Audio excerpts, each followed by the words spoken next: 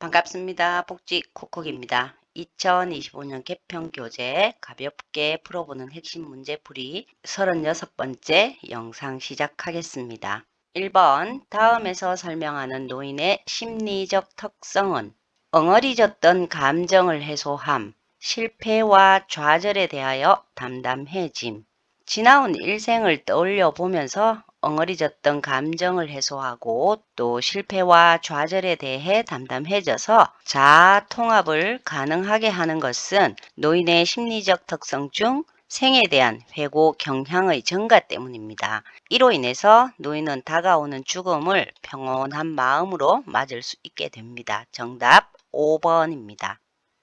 2번 공동생활공간 운영을 통한 독거노인들의 고독사 그리고 자살 예방 및 공동체 형성을 목적으로 하는 사업은 1. 만성질 환자 사례 관리 사업 2. 노인 돌봄 기본 서비스 3. 노인 건강 사업 4. 노인 맞춤 돌봄 서비스 5. 독거노인 공동생활 홈 서비스인데요. 일단 문제에 해답이 있죠. 독거노인이라고 했고요. 그 다음에 공동체 형성이라고 했습니다. 그래서 독거노인 공동생활 홈 서비스가 정답인데요. 1번 만성질 환자 사례 관리 사업은 2002년부터 시행이 되어 왔는데 건강보험 가입자를 대상으로 고혈압과 당뇨 그리고 뇌졸중과 같은 만성질 환자를 대상으로 해서 가입자의 건강 상태를 개선하고요. 또 합병증으로 인해서 중증으로 병이 커지지 않도록 예방 차원에서 국민건강보험공단이 시행하고 있는 사업인데요. 최근에는 관절염까지 포함이 되었습니다. 이번에 노인 돌봄 기본 서비스는 만 65세 이상의 역시 독거 노인들을 대상으로 하는 서비스인데 정기적으로 건강 상태라든가 또 안전을 확인하고요. 운동이나 영양 관리, 생활 서비스를 제공하는 사업입니다. 3번 노인 건강 사업은 구강 건강 관리라든가 무릎 인공관절 수술 지원, 실명 예방 사업 등 각 지자체별로 지역 내의 노인들의 건강을 위해 제공하는 서비스이고요. 4번의 노인 맞춤 돌봄 서비스는 보건복지부에서 시행하는 제도인데요. 혼자서 일상생활을 영위하기 어려운 취약 노인에게 복지 서비스를 연계하고요. 또 생활지원사로 하여금 신체 및 가사 지원 서비스를 제공하는데 장기 요양보호 서비스를 받을 경우에는 지원하지 않습니다. 그래서 정답 5번 독거노인 공동생활홈 서비스입니다. 3번 다음 사례는 시설 대상자의 어떤 권리를 침해하였는가? 단풍 구경을 가고 싶지만 호리호리한 여자 선생이 휠체어 밀다가 병이라도 날까봐 걱정이 돼서 애당초 생각을 접었어. 내가 안 가는 것이 모두한테 편하면 나가지 말아야지. 이 어르신은 지금 단풍 구경을 가고 싶은데 자신을 담당하고 있는 요양보호사 선생님의 건강이 걱정이 되어서 가지 못하고 있습니다. 이럴 때는 시설장이 노인의 지역행사 참여나 자원봉사자 연계 등을 통해서 노인이 지역사회와 유대관계를 가질 수 있도록 노력을 기울여야 하는데요. 그러한 노력을 하지 않았기 때문에 시설 대상자는 지금 현재 단풍 구경을 가지 못하고 있습니다. 단풍 구경과 같은 외부 행사가 있을 때 시설장은 자원봉사자를 연계해서라도 참여하도록 노력을 해야 합니다. 시설 대상자가 침해받은 권리는 시설 내 외부 활동 및 사회적 관계에 참여할 권리입니다. 정답 4번입니다. 4번 요양보호사의 윤리적 태도로 옳은 것은 1. 제공된 서비스 내용은 주 1회 기록 아니죠? 서비스를 제공하고 나면 그때그때 기록을 합니다. 2. 동료 요양보호사의 노인학대가 여러 차례 반복이 되면 보고하는 것 역시 아닌데요. 여러 차례가 아니라 동료 요양보호사가 노인학대를 한다면 즉시 보고를 하거나 신고를 합니다. 3. 서비스 제공은 정해진 원칙과 절차에 따른다. 정답이죠. 요양보호 업무는 원칙과 절차에 따라서 진행이 됩니다. 4. 대상자가 원한 경우 별도의 추가 서비스를 제공하셔서는 안 되죠. 추가 서비스가 있다면 기관장이나 관리 책임자에게 보고해서 해결을 하도록 합니다. 5. 서비스 방법이 확실하지 않을 때는 동료에게 물어보는 것이 아니라 역시 시설장이나 관리 책임자에게 도움을 요청하셔야 합니다. 정답 3번입니다. 5번. 다음은 어떤 질환의 증상에 대한 설명인가? 두통, 근육통, 감기 정도의 가벼운 증상, 고열, 기침, 흉통, 호흡곤란, 화농성 가래, 마른 기침이나 짙은 가래를 뱉어내는 기침, 호흡기계 문제인데요. 1번 천식의 특징적인 증상은 숨을 내쉴 때 쌕쌕거리는 호흡음이 들리고요.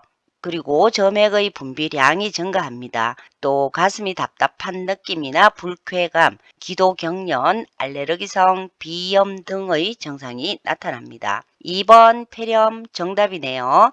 감기 정도의 가벼운 증상이 특징적이고요. 그 다음에 고열, 기침, 흉통, 호흡곤란, 화농성 가래, 그리고 마른 기침이나 짙은 가래를 뱉어내는 것은 폐렴의 증상입니다. 3번 폐결핵은 초기에는 대부분 무증상이었다가 엑스레이를 촬영을 하면서 우연히 발견되는 경우가 많은데요. 가장 특징적인 증상은 2주 이상의 기침, 그리고 흉통, 늦은 밤의 식은땀과 함께 열이 내리는 증상이 반복이 됩니다. 4번 인플루엔자는 즉 독감이죠. 독감은 38도씨가 넘는 갑작스러운 발열이 특징적인 증상이고요. 5번 만성기관지염은 심한 기침과 함께 이른 아침에 가래 끓는 기침이 특징적으로 나타납니다. 그 외에 잦은 호흡기 감염이라든가 흰색이나 회색 또는 점액성의 화농성 가래 증상이 있습니다. 정답 2번입니다.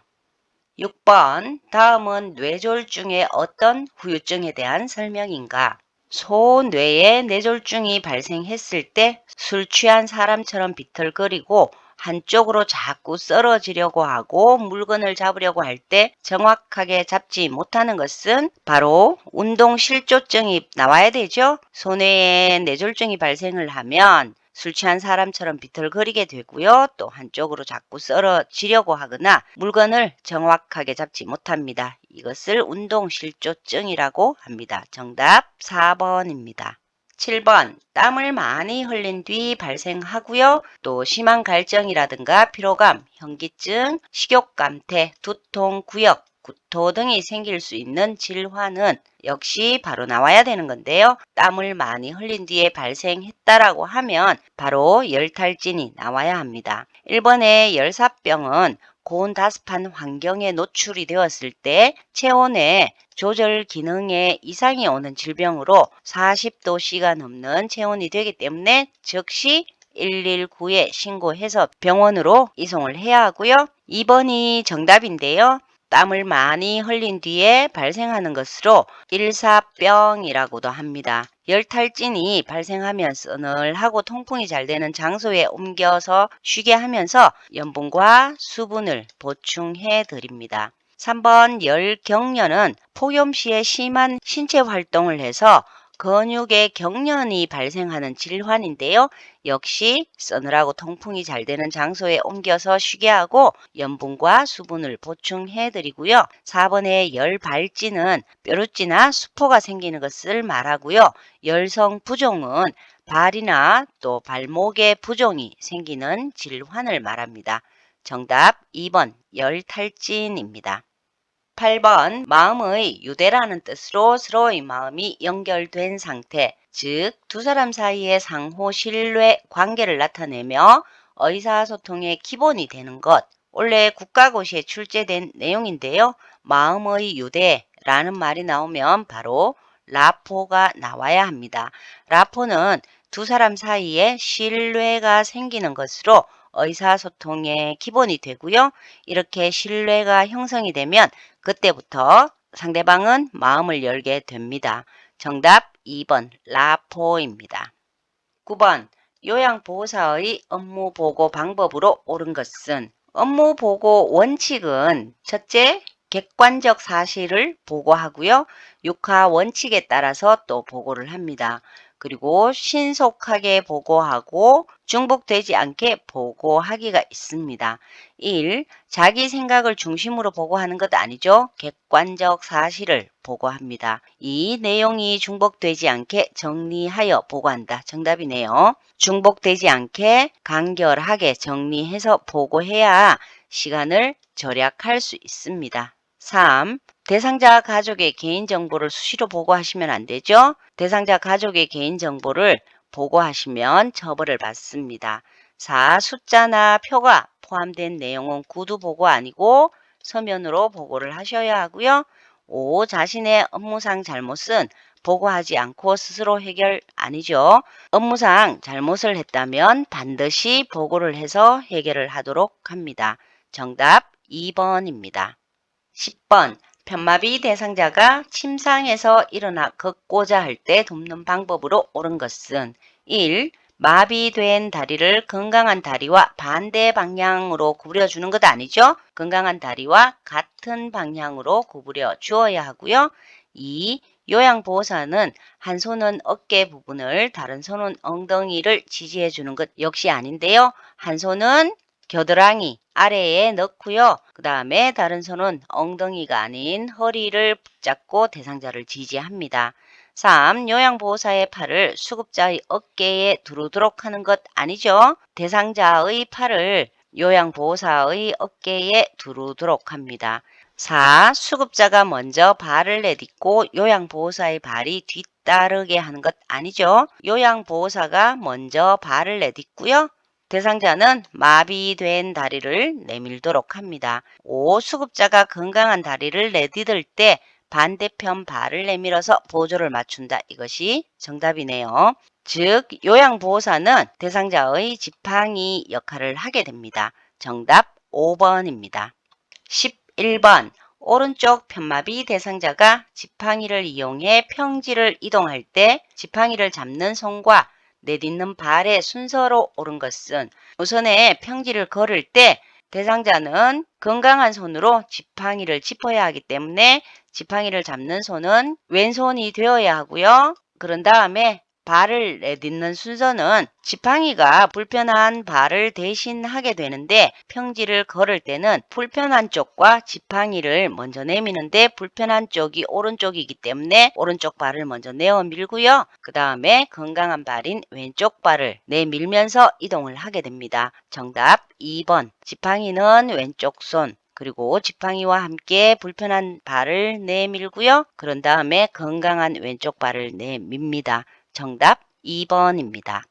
12번 다음 중 원단 위에 천을 덮고 80에서 120도씨로 다림질을 하라는 표시 기호는 이러한 문제를 풀 때는 일단 원단 위라고 하면 원단 표시가 되어 있고요. 그 다음에 온도를 보시면 되겠죠. 80에서 120도씨라고 했기 때문에 정답은 2번이네요. 13번 최근에 입소한 치매 대상자가 2, 3일간 밤에 잠을 못 이룰 때 대처 방법으로 옳은 것은 환경이 바뀌었기 때문에 수면 장애를 겪을 수 있는 치매 대상자의 문제입니다. 1번 소음을 최대한 없애고 적정 실내 온도를 유지한다. 정답이죠. 수면 환경을 최대한 편안하게 조정을 해줌으로써 잠을 충분히 주무실 수 있도록 합니다. 2. 취침 전에 시원한 옥수수차를 충분히 마시게 하면 안 되겠죠. 취침 전에 옥수수차와 같은 수분을 많이 마시면 밤에 화장실을 가기 위해서 잠을 깨기 때문에 잠을 방해하게 됩니다. 3. 누구에게나 적응 기간이 필요하다고 설명 안 되죠. 설명을 듣고 이해를 하면 치매 환자가 아닙니다. 4. 포만감을 느낄 수 있는 음식 제공 역시 안 되죠. 포만감을 느낄 수 있는 음식은 수면을 방해합니다. 5. 시설 규칙에 대해 설명 역시 설명이 나왔네요. 설명 안 됩니다. 정답 1번. 소음을 최대한 없애고 적정 실내 온도를 유지한다입니다. 14번 임종이 임박한 대상자의 징후로 옳은 것은 임종이 임박해지면 1번 말이 또렷해지는 것이 아니라 어눌해지고요. 2번 혈압 역시 상승이 아니라 감소합니다. 시력도 감소하고요. 촉감 역시 감소합니다. 5번 숨을 가쁘고 깊게 몰아쉰다가 정답이네요. 숨을 가쁘고 깊게 몰아쉬며 가래가 끓다가 점차 숨을 깊고 천천히 쉬게 됩니다. 정답 5번입니다.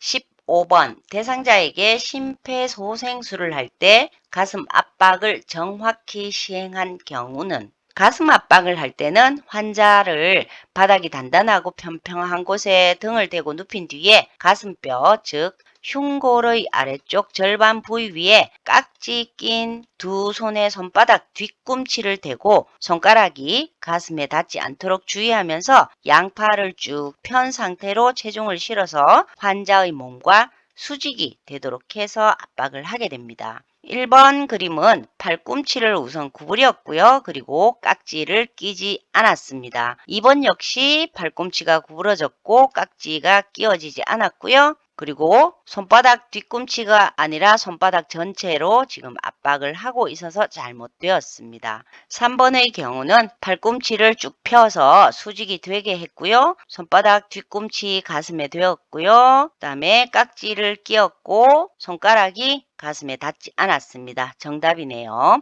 4번은 팔꿈치 안 꼈고 수직도 아니죠. 그리고 손바닥 전체로 지금 압박을 하고 있어서 틀린 그림이고요. 5번 그림은 수직이기는 하지만 손바닥 뒤꿈치가 아니라 손바닥 전체이기도 하고요. 손가락이 가슴에 닿아서 틀린 그림입니다. 그래서 정답은 3번입니다. 이상 2025년 개편 교재 가볍게 풀어보는 핵심 문제풀이 36번째 영상이었습니다. 감사합니다. 복지 콕콕이었습니다.